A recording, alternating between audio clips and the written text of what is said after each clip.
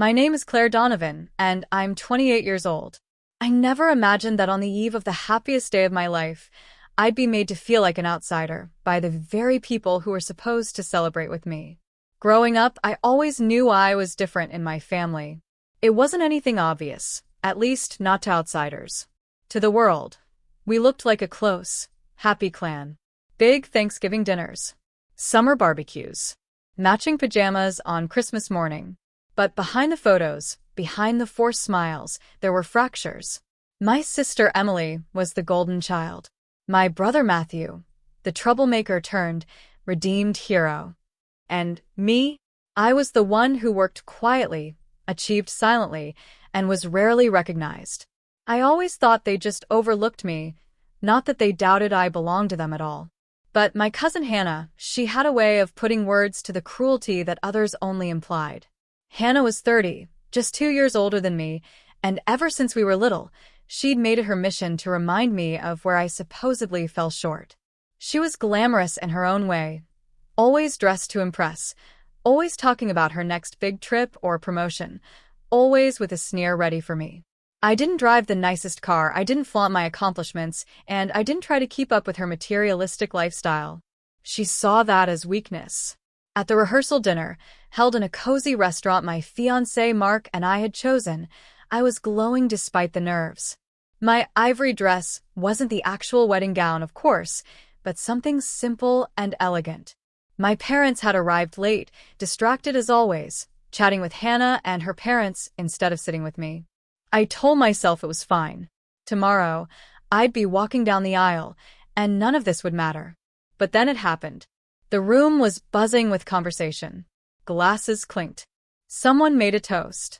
I stood to hug my maid of honor when I felt Hannah brush past me. She leaned in close enough that only I could hear and whispered, her tone dripping with venom. "You don't belong in this family. You never have."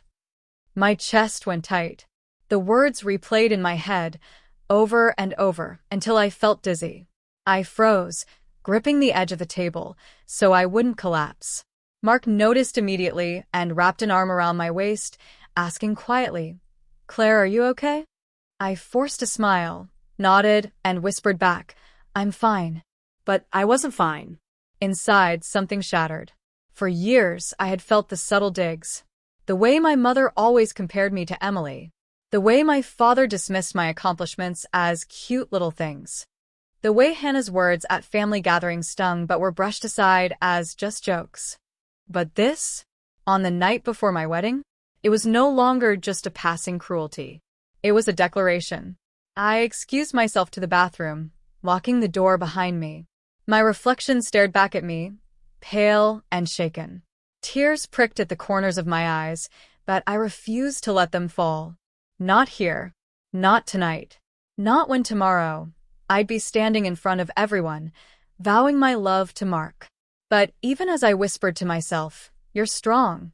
You can do this," I couldn't push away the echo of Hannah's words. I returned to the table, forcing myself to smile through the rest of the evening. Mark never left my side, his hand steady on mine, as though he could sense the storm raging beneath my skin.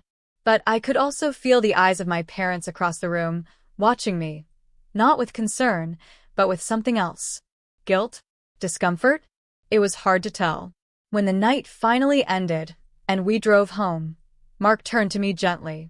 "Claire, what happened with Hannah?" His voice was soft but firm. He knew me too well to let it slide.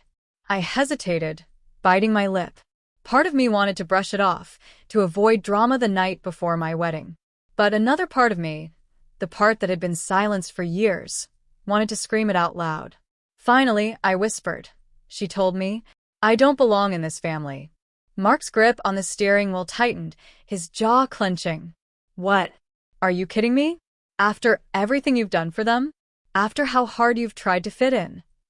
His anger was real, protective, and it almost brought me to tears. "I don't want this to ruin tomorrow," I said quietly. But I can't stop hearing it. He reached for my hand, squeezing it. "Claire, tomorrow isn't about them. It's about us. You belong with me. You always will." And in that moment, I believed him. But I also knew that Hannah's words had ripped open something deeper, something that had been festering for years. The truth I had tried so hard to ignore. Maybe my family never truly saw me as one of them. That night, as I lay awake in bed, staring at the ceiling while Mark slept peacefully beside me, I thought about every time I'd been pushed aside. Every holiday where my achievements weren't celebrated. Every birthday overshadowed by Emily's drama or Matthew's comeback stories. And now, the final insult, delivered at the doorstep of what should have been the happiest day of my life. I didn't know it then, but the next morning would bring more than just vows and flowers. It would bring confrontation, revelation, and a choice I never thought I'd have to make. Because sometimes, betrayal doesn't just cut. It carves out the space where truth finally rushes in. The morning of my wedding dawned with soft sunlight spilling across the curtains, but my chest felt heavy. I should have been nervous about walking down the aisle or excited about seeing Mark waiting for me, but instead, Hannah's words from the rehearsal dinner clung to me like a shadow. "You don't belong in this family." They pulsed in my mind with every beat of my heart. I slipped out of bed quietly, careful not to wake Mark. In the bathroom, I splashed water on my face, hoping it would wash away the tension. My reflection looked back at me, 28 years old, with circles under my eyes from a restless night, my chestnut brown hair falling messily across my shoulders. This wasn't the glowing bride I imagined I'd be. I took a deep breath. Focus on Mark. Focus on love. Not them. When I emerged, Mark stirred. His sleepy smile melted my worry, even for a second. "Good morning, future Mrs. Donovan," he murmured, his voice thick with warmth. I smiled faintly. "Good morning." "Don't look so nervous," he teased gently, pulling me back into bed for a quick hug. "Today's about us." I nodded, but in my gut, I felt something simmering. Today wasn't just about us. It was also about the family who had never truly claimed me as their own. By mid-morning, my maid of honor, Lily, arrived with coffee and pastries. She was my best friend since college, the one person who knew every corner of my heart. She immediately noticed my quiet demeanor.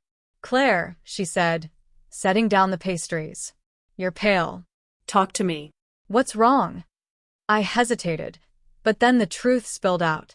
"Hannah told me last night that I don't belong in this family, that I never have." Lily's eyes widened. "She actually said that? Out loud? To your face?" I nodded, my throat tight. "That witch," Lily muttered, pacing. "You've spent your whole life proving yourself to them, and she says that on the night before your wedding?" "No." "Absolutely not. You can't let her ruin today." Her words should have comforted me, but instead, they made me realize how deep this wound went. It wasn't just about Hannah, it was about my parents, too. My mother had always found a way to compare me to Emily, to subtly remind me of what I lacked. And my father? He had perfected the art of being dismissive. "Claire's doing fine," he'd say when people asked about me, his tone flat and uninterested. Meanwhile, Emily's latest achievements were paraded like medals. Was Hannah's comment really her own, or was it just the truth spoken bluntly? The truth my parents never dared to voice? As the morning rolled on, the bridal suite buzzed with activity. Hair, makeup, the rustle of dresses. But underneath the surface, I carried a weight that no veil could cover. Around noon, my parents arrived. My mother, elegant in her pale blue dress, kissed my cheek lightly. My father offered a stiff hug. "You look beautiful, Claire," my mother said, though her eyes darted past me toward Emily, who was fussing with her hair in the mirror. "Thank you," I whispered. For a moment, I wanted to bring up what Hannah had said. I wanted to demand answers. Did they think I didn't belong? Did they whisper things behind closed doors? But I held my tongue. Today wasn't the day for battles, or at least, that's what I told myself. But the tension only grew worse when Hannah waltzed into the suite, her designer heels clicking against the floor. She was radiant in a sleek champagne-colored bridesmaid dress, her blonde hair perfectly styled. She didn't even look at me when she entered, but I felt her presence like a dagger. She embraced Emily, gushed over my mother, and then finally turned to me with a smile that wasn't a smile at all. "Claire," she said sweetly. Nervous, are we? I forced a polite smile. Just excited. Well, she said, her voice low but sharp, let's just hope everything goes smoothly. Wouldn't want any embarrassments in front of the guests. My stomach churned.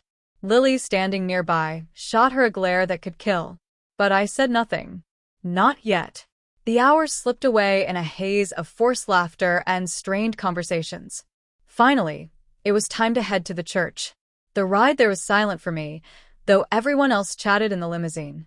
Emily laughed loudly, Hannah whispered conspiratorially with my mother, and I stared out the window at the passing streets, my hands clenched in my lap.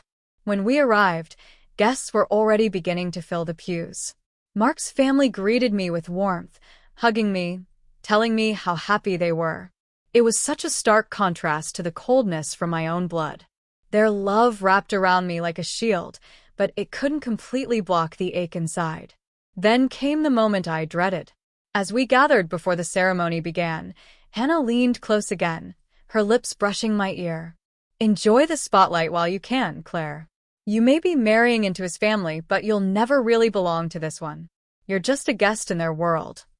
Her words, delivered with that smug grin, hit me harder than the first time. And that's when something inside me shifted. I had spent years swallowing my hurt, years pretending their treatment didn't matter. But now, on my wedding day, enough was enough.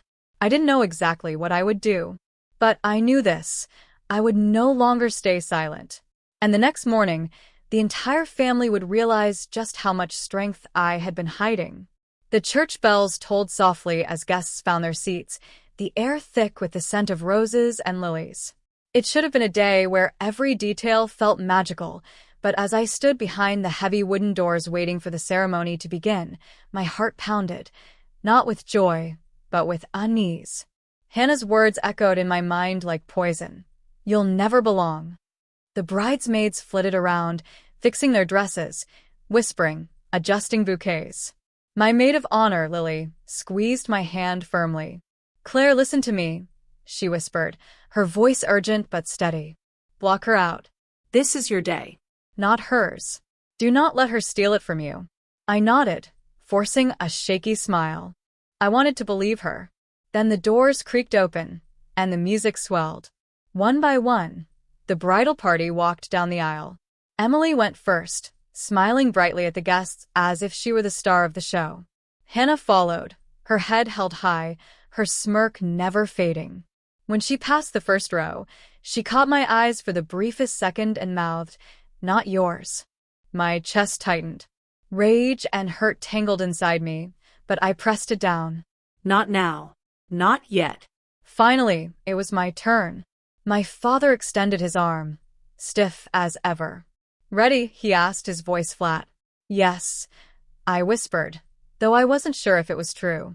As we walked down the aisle, I locked eyes with Mark. His gaze was warm, steady, and full of love. In that moment, the tension in my body loosened just slightly. He was my anchor. No matter what Hannah or anyone else thought, he had chosen me. The ceremony itself flowed like a dream. The vows, the rings, the quiet sniffles of guests dabbing at their eyes. It should have been perfect. And in many ways it was.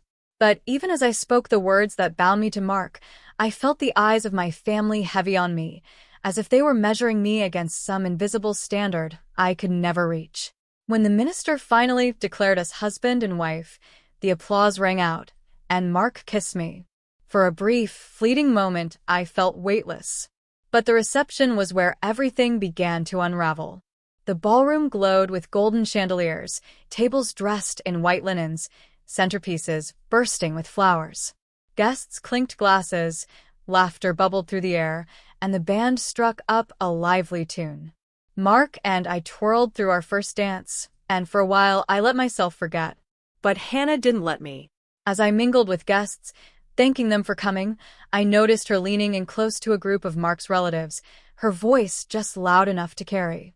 It's sweet that Claire finally has a family that wants her, she said, her tone dripping with false sweetness.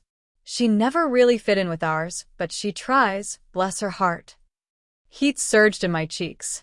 I clenched my fists at my sides. I wanted to march up and confront her, to tell her to stop, but I stopped myself. Not here. Not now. Later, during the toasts, it got worse. Emily went first, her speech flowery and full of compliments that felt rehearsed. She ended with a pointed line. Claire may not always know where she belongs, but today, she definitely belongs with Mark. Guests clapped politely. I felt my throat close. Then came Hannah.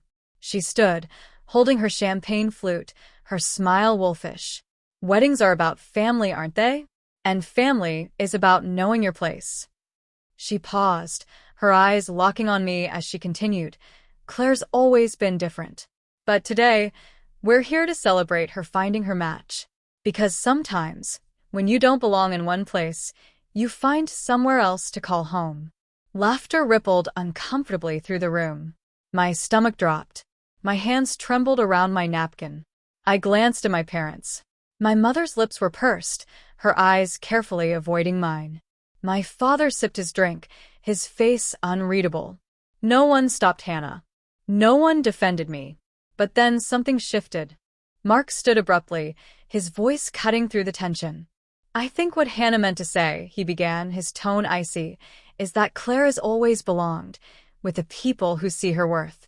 Which is exactly why she's here today, loved by me, and loved by everyone who truly matters. The silence that followed was heavy. Hannah's smirk faltered, her cheeks flushing red. Applause broke out, louder this time, genuine. Relief surged through me as Mark sat down beside me, his hand covering mine. Don't let her get to you, he whispered. She's nothing compared to you.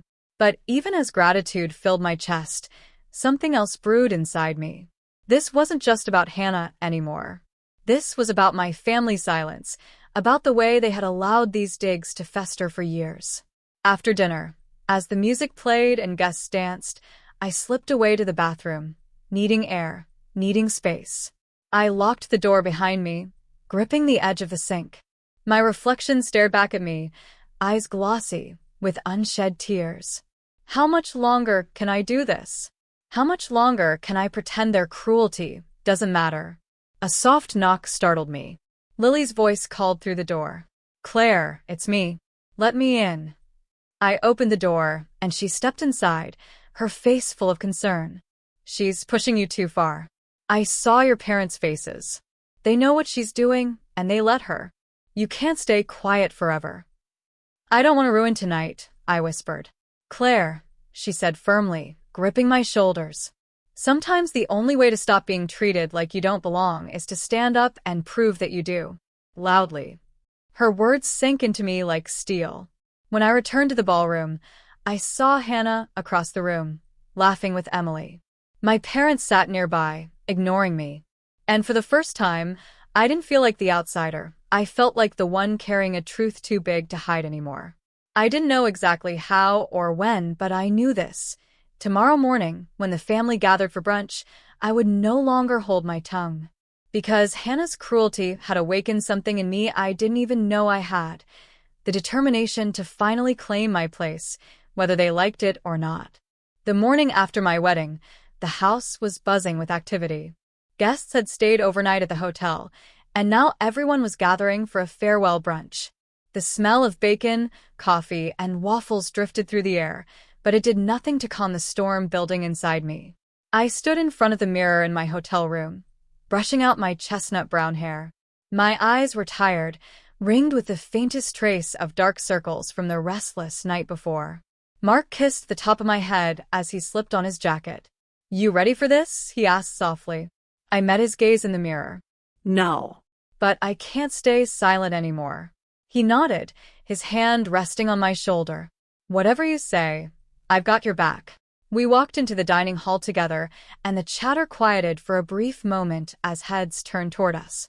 Long tables were filled with relatives, Emily laughing loudly with a cousin, my father sipping his coffee with his usual indifference, my mother leaning in close to whisper something to Hannah. Hannah looked up as I entered, her smile sharp, smug. She raised her mimosa in a mock toast. Here comes the bride, she said sweetly, her voice carrying just enough to draw chuckles from those around her. The sound sliced through me, But instead of shrinking back like I always had, I stood taller. Mark's hand pressed lightly against my back, steadying me. We took our seats, and the clinking of silverware soon filled the room again. But underneath it all, I felt the weight of eyes, the quiet undercurrent of judgment. Halfway through the meal, Hannah struck again. "So, Claire," she said loudly, her tone light but laced with venom. "How does it feel to finally belong somewhere? I mean, Mark's family is so welcoming. It must be such a relief, considering—" She trailed off, sipping her drink, leaving the implication hanging in the air. The table chuckled. My cheeks burned, but I didn't look down this time. I met her eyes. "You're right, Hannah," I said, my voice steady though my heart raced. "It is a relief to belong somewhere. Especially since some families do such a good job of reminding you that you never belong to begin with." A hush fell over the table. Forks paused midair. My mother's eyes flickered, her lips tightening. My father cleared his throat, but said nothing. Hannah tilted her head, feigning innocence. "Oh, Claire, don't be so dramatic. We're just teasing. You've always been different. That's all." "Different." My voice rose, sharper now. "Is that what you call it? The constant comparisons? The jokes at my expense? The way I've been treated like a guest in my own family for years?" Murmurs rippled across the table. Emily looked uncomfortable, glancing at our parents as though waiting for them to intervene. But they didn't. They just sat there, silent, letting me twist. I took a shaky breath, forcing myself to continue. "You told me last night, Hannah, that I don't belong in this family. And you said it with such confidence that it almost sounded like you were repeating something everyone else already believed." My mother's fork clattered onto her plate. Her cheeks paled. Hannah smirked, clearly enjoying the drama. "Oh, Claire, don't twist my words. You've always been sensitive." "Sensitive?" I snapped. "No. I'm done being silent. I deserve to know why I've always been treated like I don't belong.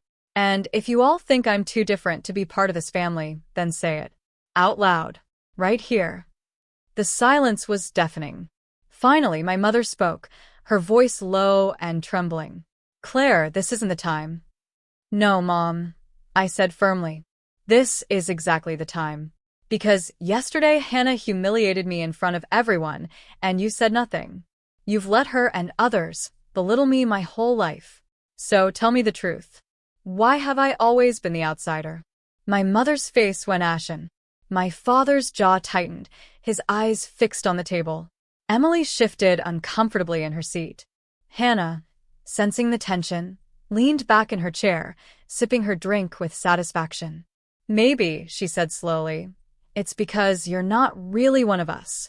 Gasps rippled through the room. My blood ran cold. I stared at her, my breath caught in my throat. "What did you just say?" Hannah smiled thinly. "Maybe I've said too much." My mother shot her a warning glare, but it was too late. The words were out. The damage was done. Mark pushed his chair back sharply. "Enough," he said, his voice cutting through the tension. "You don't get to speak to my wife like that." But I couldn't stop shaking. My heart pounded as I looked at my parents, desperate for answers. "Is it true?" I demanded, my voice cracking. "Am I not one of you?" My mother's lips trembled, tears brimming in her eyes. "Claire, please. Tell me the truth." I shouted, my voice breaking. The entire room was frozen, every eye fixed on us. My father finally looked up, his expression hard, his voice flat. "This isn't the place." "Then when?" I whispered, my chest heaving. "When do I get to stop living in the shadows of your silence?" No one answered. I pushed back my chair, the screech of the legs against the floor making everyone flinch. My eyes burned with tears, but I refused to let them fall. I looked at Hannah, who sat there smug and victorious. "You think you've won," I said, my voice low and steady. "But you've just exposed something bigger than your petty cruelty. And I will find out the truth, even if it destroys every illusion you've built." With that, I turned and walked out of the dining hall, Mark and Lily hurrying after me. My pulse thundered in my ears, my whole body trembling with a mix of fear and fury. Behind me, Voices erupted. My mother's frantic whispers, my father's sharp tone, Hannah's mocking laugh. But none of it mattered. Because in that moment I knew. My cousin's words weren't just cruelty. They were a clue. And tomorrow, the truth that had been buried for years would finally surface. That night, after the brunch fiasco, I couldn't sleep. I lay awake in the hotel bed, staring at the ceiling while Mark held me close, whispering that everything would be okay. But his words couldn't quiet the storm inside me. Hannah's cruel smirk, my mother's pale face, my father's silence, they all haunted me. Finally, around 3 a.m., I slipped out of bed, wrapped myself in a sweater, and went to sit by the hotel window. The city lights blurred through my tears. I whispered to myself, I need answers. I can't keep living in this fog of not belonging. By morning, I was done waiting. Mark insisted on coming with me when I drove to my parents' house. The tension between us and them had never been this raw, but I knew avoiding it would only let Hannah win. If she had been bold enough to hint at some truth, then it was something my parents had buried. And if they wouldn't say it in front of everyone, maybe they would behind closed doors. The house was quiet when we arrived. My mother opened the door, surprise flashing in her eyes. Claire, what are you doing here? I pushed past her gently, Mark at my side. We need to talk. My father was in his armchair, sipping coffee, the morning paper folded beside him. He didn't look surprised to see us. He just set the mug down and sighed, like he had been waiting for this moment. Is it true? I blurted out, my voice trembling. What Hannah said yesterday, that I'm not one of you. Tell me the truth. My mother wrung her hands, her face pale. My father leaned back, his jaw tight. For a long moment, silence hung heavy. Finally, my father spoke, his voice low but steady. Hannah should have kept her mouth shut. But since it's out now, yes. You were not born of this family. The words hit me like a physical blow. My knees buckled, and Mark grabbed my arm to steady me. My chest heaved, my breath coming shallow. What do you mean? I whispered.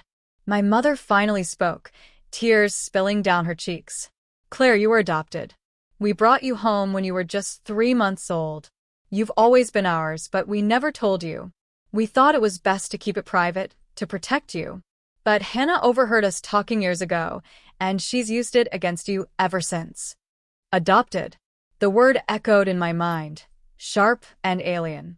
Suddenly, so many moments made sense. The comparisons, the subtle distance, the way I had always felt like I was standing just outside the circle of belonging. I staggered back, pressing a hand to my chest. So all those years, all the times I asked why I was treated differently, you just let me believe it was my fault. My father's face was stern, unyielding. You had a good life, Claire. We gave you everything you needed. Everything I needed? I snapped, my voice cracking. You gave me food and a roof, yes. But love, acceptance? You gave me scraps while you showered Emily and Matthew with pride. You let Hannah humiliate me for years. And you just watched. My mother sobbed softly, but my father stayed silent, his eyes cold. Mark stepped forward, his voice sharp. Do you even realize what you've done to her? The damage you caused by hiding this and letting her live as if she wasn't enough? She deserved the truth. She deserved love, without conditions. My father turned his gaze to him, unflinching. She deserved a home. She got one. His words cut deeper than any of Hannah's venom. I felt my knees weaken again, and Mark wrapped his arm around me, steadying me. I looked at my mother, desperate, searching for any glimmer of the love I had craved. She reached out, trembling. Claire, please, you have to understand. I loved you. I love you still. I was afraid. Afraid you'd feel like you didn't belong if you knew. But maybe we made it worse by trying to hide it. Her tears were real, but they didn't erase the years of silence. They didn't erase the ache of being treated as less. I shook my head, tears blurring my vision. You didn't just make it worse, you broke me. And Hannah knew all along. She used it to torment me. And you let her. The room was thick with tension, silence stretching like a wound that wouldn't close. Finally, I turned to Mark. Let's go. My mother called after me, her voice breaking. Claire, please don't walk away like this. But I did. When we got back to the car, I collapsed into sobs, my whole body shaking. Mark held me, whispering softly, "You're not defined by their lies. You're stronger than this. And you're not alone." His words were the only anchor keeping me from drifting into despair. That night, Lily came over. I told her everything, every detail of what my parents had confessed. She listened, her eyes wide with fury. "Claire," she said firmly, "they don't deserve to define you. You know what you need to do." I wiped my eyes, shaky. "What?" "Stop letting their silence control you. Tomorrow when we see them again, you tell your story. You tell the truth out loud. In front of all of them. Rip the mask off their perfect little image. Make them face what they've hidden." Her words set a fire in me. For the first time in my life, I didn't feel like the powerless outsider. I felt like someone who finally had the power to speak. I lay awake again that night, but this time, my heart wasn't just heavy, it was fierce. Tomorrow morning, at the family's farewell gathering, I would stand up. Not just for me, but for the truth they had buried for 30 years. And this time, they wouldn't silence me. The following morning, the family gathered one last time at my parents' house before guests left town. The atmosphere was lighter than the tension from brunch, but to me, it felt staged, like everyone was putting on their best masks, pretending the ugly scene hadn't happened. But I wasn't going to pretend anymore. Mark squeezed my hand as we walked through the front door. His steady grip was a silent promise. Whatever happened, I wasn't alone. Lily trailed behind us, determined to be my backup if things spiraled. The living room was full. Emily chatting with cousins, Hannah lounging on the sofa with a smug grin, my parents seated near the fireplace. Their eyes flicked toward me with a mixture of caution and dread. I cleared my throat, and the chatter slowly died down. Dozens of eyes turned to me. My palms were sweaty, my throat dry, but my voice rang out clearer than I expected. "I need to say something," I began. "Something I should have known years ago, but only learned yesterday." Whispers rippled through the room. Hannah smirked, sipping her coffee like she was about to watch her favorite show. I took a deep breath. All my life, I've been made to feel like I don't belong in this family. Subtle comments. Jokes at my expense. Silence when I was hurt. And yesterday, Hannah said it outright, that I was never one of you. And the truth is she was right. Gasps filled the room. My mother stiffened. My father's face hardened. "I found out yesterday that I was adopted," I continued, my voice trembling but growing stronger with each word. "Something that was hidden from me for 28 years. Something you all either knew or at least felt in the way you treated me. And instead of giving me love and honesty, my parents chose silence. They let me grow up thinking I wasn't enough." Emily's jaw dropped. Matthew muttered, "What?" My mother buried her face in her hands. My father just stared at the floor. "You raised me, yes," I said, tears brimming in my eyes. "But raising someone isn't the same as loving them unconditionally.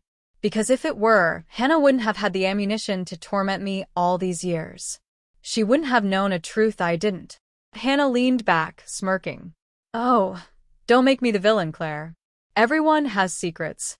I just had the guts to say it." The fury rose in me like fire. "No, Hannah." "You didn't say it because you cared about the truth. You said it to hurt me.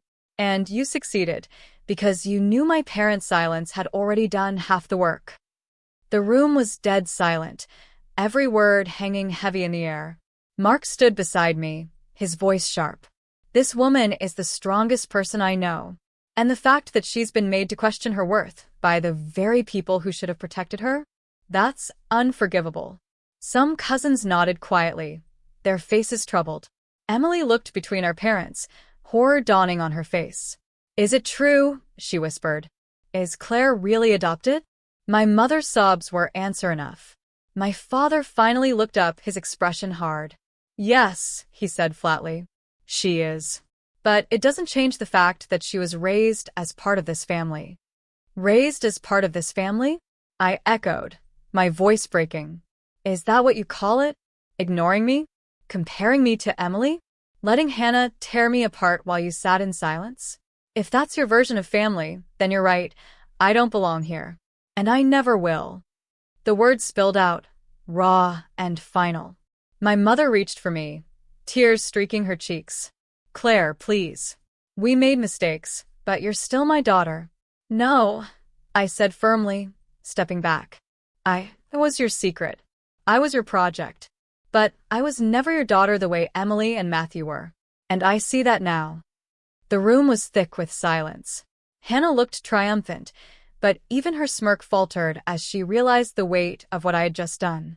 I took a deep breath, steadying myself. I've spent years begging for scraps of love from this family, but no more.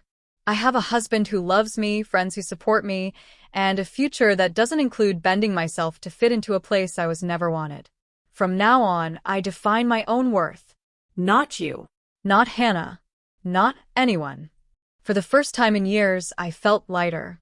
My words had cracked the walls of silence that had suffocated me for so long. Mark wrapped an arm around me, kissing the top of my head. Let's go, he whispered. As we walked out, I heard murmurs erupting, Emily confronting my parents, Matthew demanding explanations, cousins whispering in shock. My mother's sobs echoed behind me, my father's voice low and defensive. Hannah's smugness lingered, but I knew I had stripped her of her power. Because the truth was out now. And once truth is spoken, it can't be silenced again. When we got into the car, my hands still trembled, but for the first time in my life, it wasn't from fear, it was from release. Mark looked at me with pride in his eyes. I've never been more proud of you, he said softly. Tears slid down my cheeks, but they weren't just tears of grief. They were also tears of freedom. I leaned against him, whispering, I don't know what comes next, but I know it won't be me begging for a place at their table anymore. And in that moment, for the first time, I realized belonging doesn't come from blood. It comes from truth, from love freely given, and from the courage to finally stand up and claim your own voice. The days that followed felt surreal. My wedding, which should have been remembered for love and celebration, became the backdrop for revelations that split everything wide open. The truth was no longer a whisper in dark corners. It was out in the open, raw and undeniable. Mark and I returned to our apartment, the silence heavy during the drive. When we finally stepped inside, I collapsed onto the couch, burying my face in my hands. I feel like my entire life was built on a lie, I whispered. Mark knelt beside me, his hand resting gently on my knee. It wasn't a lie, Claire. Your love, your accomplishments, your strength, those were always real. What they hid from you doesn't define who you are. I looked at him, tears streaming down my face. Then why do I feel so broken? Because betrayal breaks people, he said softly. But you're already putting yourself back together, piece by piece. His words soothed something deep in me, but I knew the road ahead wouldn't be easy. Over the next week, messages flooded in from relatives. Some apologized, claiming they hadn't known the truth. Others tried to smooth things over, urging me not to be so harsh with my parents. And then there were the ones, like Hannah, who stayed silent, their silence louder than any words. Emily reached out one evening. Her voice trembled over the phone. Claire, I didn't know. I swear I didn't. If I had, I would have told you. I believe you, I said quietly. I'm so sorry, she continued. For all the times I made you feel small. I didn't realize how deep it went. But I want to do better. I want to be your sister, no matter what blood says. Her words cracked something open in me. For the first time, I felt like maybe one relationship in that family could be salvaged. But with my parents, the distance only grew. My mother sent long, rambling messages filled with apologies, claiming she had loved me but didn't know how to tell me the truth. My father, however, stayed silent, his pride too rigid to bend. I realized then that sometimes closure doesn't come wrapped in neat apologies. Sometimes closure comes from accepting that people may never give you what you need and choosing to move forward anyway. Mark encouraged me to see a therapist, and for once, I agreed. Sitting in that office, speaking the words out loud. I was adopted, and they hid it from me for 28 years. Was both terrifying and liberating. My therapist reminded me of something I hadn't considered. Claire, belonging isn't something you beg for. It's something you create for yourself. Those words became my compass. I began journaling every night, not just about the pain, but about the moments of strength. Mark's unwavering support, Lily's fierce loyalty, Emily's tentative attempts at reconciliation. Slowly, I started to see that while my parents' silence had defined my childhood, it didn't have to define my future. One afternoon, Mark surprised me with a small gathering of friends at our apartment. People who had cheered me on through school, celebrated my milestones, stood by me in ways my own family never had. As we sat around the table, sharing food and laughter, I realized something profound. This was family, too. Chosen, not assigned. When the night quieted and I looked around at the faces glowing in the candlelight, I felt a warmth I hadn't known I craved. A sense of belonging that wasn't conditional, wasn't questioned. It just was. Weeks later, I returned once more to my parents' house, not for reconciliation, but for closure. My mother opened the door, her eyes red from crying. My father sat in his chair, as stoic as ever. "I'm not here to fight," I said calmly. "I just wanted to say this. You hurt me deeply by hiding the truth, by treating me differently, by allowing Hannah's cruelty to go unchecked. But I won't let that define me anymore. I am Claire Donovan. I am loved, I am strong, and I belong exactly where I choose to belong." My mother broke down, reaching for me, but I stepped back gently. "I forgive you," I whispered, "but forgiveness doesn't mean forgetting. It means I'm choosing peace for myself." My father's eyes flickered, something unspoken passing through them, but he said nothing. And for once, I didn't need his words. When I walked away from that house, I felt lighter than I ever had before. Months later, Mark and I stood together on a balcony overlooking the city, the lights twinkling below. He slipped his arm around me. "Do you ever regret confronting them?" he asked. I shook my head, smiling faintly. No. Because I finally found my voice. And once you find it, you can't ever go back to silence. I leaned into him, the night air cool against my skin, my heart steady for the first time in years. Because here's the truth I had to learn the hard way. Belonging isn't about blood or names or family trees. Belonging is about love. About standing up for yourself when others try to tear you down. About choosing the people who choose you back. Hannah's words at my wedding rehearsal, "You don't belong in this family," were meant to break me. But in the end, they freed me. They forced me to face the truth, to carve out my own identity, to create a life where I was no longer an outsider begging for acceptance. And as I looked at the man beside me, the friends who filled my home, and the sister who was slowly learning how to stand with me, I realized I had everything I needed. I did belong, just not where I had once thought.